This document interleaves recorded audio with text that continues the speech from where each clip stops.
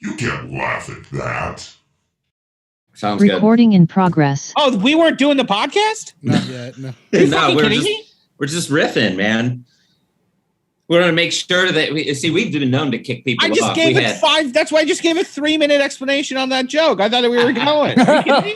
Sorry. Well, so what we're gonna do is we're gonna actually play the joke, so that we can like point out different bits. For the audience, I just really bared my soul. All the good stuff we just got out, and they weren't even hot. You know what we've learned is we need to do rolling rehearsals. I don't give a shit.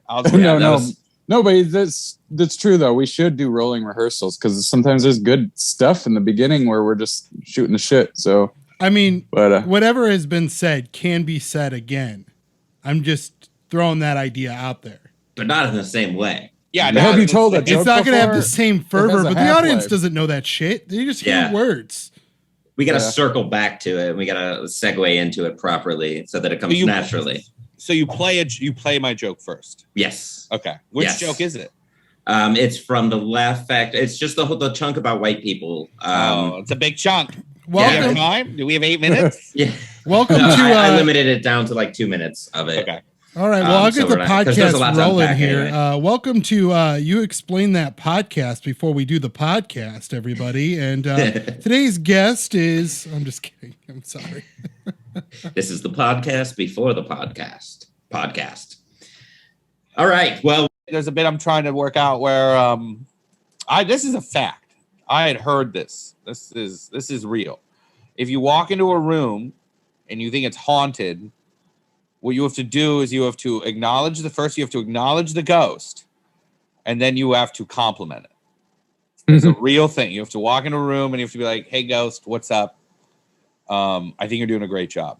Everyone's very scared. Really spooky in here. Keep up the good work. You're doing great. All right." And then you leave, and then this ghost feels good and recognized. And then the opposite of that is if you're pissed off, you say, "Hey, ghost, what's up? You're doing a really shitty job of scaring everybody. No one's scared." And then suddenly the room that you leave is now haunted. It's like a good weapon to have. Okay. So is that what you do if you if you get on stage at like a mic that's just awful? You're like, that's what I do. I do the first part. And then I go, and then it gets like a little bit of, and then at the end, I'm like, you know what? You guys are okay. So I'm going to address the ghost in here. Ghost, you could do better. I think you can scare people a little better. I think no one's spooked. This is like a daycare in here. I really need you guys to step it up. Right. You can do so much better. Yeah. I've seen the ghosts in the other room. They're so much better than you guys. I've been trying to do stuff about how I'm Catholic because I feel like there's a lot there. Because I feel like there's not a lot of Catholic comics, especially brown ones. Are you Catholic? I am Catholic, but I can't think of. It's hard. I've been trying to come up with stuff without, going to hell. Right, or purgatory, and then you become a ghost. Yeah. Purgatory is actually the thing I was trying to talk about because purgatory is made up. They invented that, they invented it when they were selling spots in heaven. Sure. Like they had booths where they would you would go and they'd be like, "Oh, here's some money. Can I pray for my uncle? He's in purgatory." And they'd be like, "Yeah, bam, he's in." What is your stance on that? I think it's hilarious. Entrepreneurs, yeah. I think it's absolutely hilarious. I think it's a wonderful thing to do. It's a wonderful thing to do with faith is to monetize it. I think it should, especially to sell it in a subscription and VIP service. They were thinking ahead of their time. Like signing up for Spotify. I love it. You keep them in heaven. 8 gold pieces a month. That's wonderful.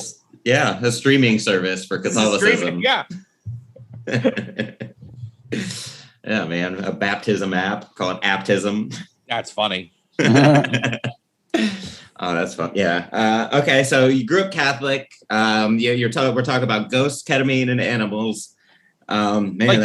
Chicken skin is like the best part of the chicken, right?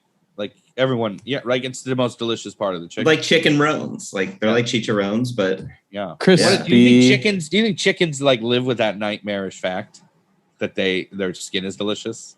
Like if they knew that, it would be like a living hell. Like if humans knew human skin was delicious. There'd be like 4 humans left. It'd be like 4 humans left. Yeah, I feel like the texture it's just too gamey for us. Yeah, chicken skin is delicious though. It's very good. Yeah, use all parts of the chicken. If you're not, you're not doing it right. I like it if it's crispy. You know. Yes. Like you were saying. Like a chicharrone. Yeah, Yes. exactly. Yep. Yeah, just a little paprika, a little, some seasonings on there. It's done. Seasonings. Some seasonings. And when you have 5 minutes, I mean, I'm working on my closing bit here. Hey, you guys get 5 minutes in your mics in Ohio? We're Depends on 3 to 4, where, baby. And they're like 6, really. I mean, let's be honest. Man. They're not strict either. Oh, that's 6, 7. Yeah. It's crazy. You can run the light. No one will do anything to you because we have all this parking. Yeah, it's the parking. That's really what it is. It's just more slack, you know? Yeah, more parking spaces, more slack to work. I remember this was probably 2016 or 2017. I was like dabbling with the idea of getting into stand-up, and I was in Chicago for work, and I did an open mic at, I don't remember if it was IO or Second It's closed City. now. Talk shit, man. It's closed. It ain't around no more. Well, I mean, I was there for like 3.5 hours, and I had to get up super early the next morning. So I just bailed because there were so many comics, and like everybody was only doing like 3 minutes. Yeah. It was, So it's apocalyptic sometimes, man. Yeah. I'm the king of showing up to a mic and leaving. Yeah. And like, I'll just like, me too. Sometimes just walk in and be like, you know what? I'm all right. Yeah. I do that weekly. Yeah, I'm not ashamed of it. I'm very much like, I've learned that lesson of like, if you don't feel it, you don't feel it. Do you ever feel that feeling where you're like, I should be at home, right? I would rather write a joke than tell a joke tonight. Or, you know what I mean? Where you're like, I would rather switch this around. And yeah, happens to me. There's one guy in particular I can't fucking stand. He's so famous. I don't get it. He's the worst. All he does is just fucking tell dumb. It's that old creepy dude. Oh, who's that? New York. He's old as fuck. He looks visibly like near death's door. Richard Lewis? No. Like he's like very New York. He's like very like Joey Diaz. Joey Diaz? Yes. I fucking hate Joey Diaz. I aggressively cannot stand it. I agree. When I see him, what is this? Yahadam. What? Never mind. I think that's my Jeff Dunham of that. I think that's my Jeff Dunham of tell a fucking joke, for Christ's sakes. Yeah, right where punchlines into it. I mean, if the premise is, we're going to watch this guy tell stories, then okay, cool. It's great. But if it's like, we're going to go watch stand-up, I don't know. His stand-up stresses me out because those are the dudes who talk to you on the train when you're not trying to talk to. Like, that's why he does stand-up. Get the fuck away from me, dude. Like, yeah. That's funny. It's easy to forget too. Yeah. When you're on stage, there's so much pressure. It's like, come on, I got to come up with something funny fast. And usually the first thing is that, like, talk about how much it's easy. You know what? It's easy when you're out of town. I've learned that. When I go out of town, all you have to do is talk about how much you like the place. That's it. How much you like the venue is a really easy one. And then in there is that little thing where you poke at the venue a little bit. Like, I've seen people shit on the room and it goes poorly. Like, what are we, in a fucking basement, a bomb shelter? Shit like that, where the audience is like, I love this place. What the fuck are you? It's almost better where you're conceived here. Yeah, right? It's almost better where you talk about how much you like the fact that it looks like a bombshell. It's like these little changes of tone and just vocabulary. Yeah. Like, instead of saying this piece of shit room looks like a bomb shelter, and just being like, this is one of the coolest places I've been in. I look like I'm going to survive the apocalypse. If I were to survive the apocalypse, this is the group of people I'd like to do it with. Shit like that. There you go. Yeah. Out of town tough rooms are much easier, I think. Because I've seen situations, this didn't happen to me directly, but I was doing a road gig with someone, and I did fine, but they were tough. And he went up there and he started talking about how much he liked the town. And then the townsfolk were like, no, we hate this place. And then he just flipped the switch and was like, well, fuck this one bridge, dumbass. And it worked. They loved him. He just read it.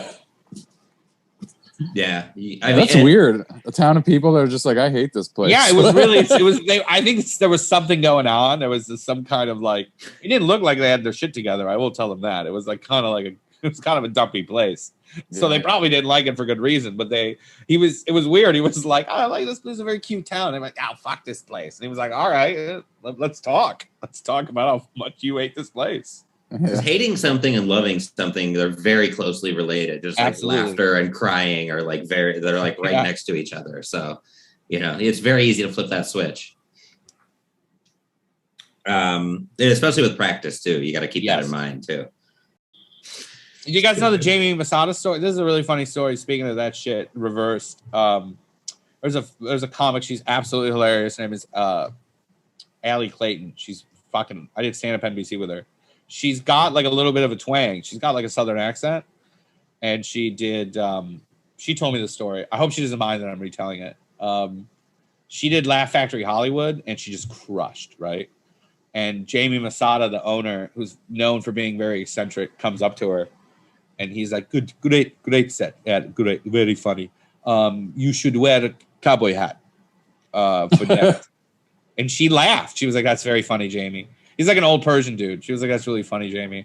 And then she did the next night and crushed again. And Jamie came up to her annoyed and was like, where is cowboy hat? I told you to wear a cowboy hat. And she was like, oh, you're serious? He was like, legit. She was legitimately mad. He was like, I told you to get cowboy hat. Well, you didn't get cowboy hat. So now she only performs in a cowboy hat. Yeah. You can't laugh at that.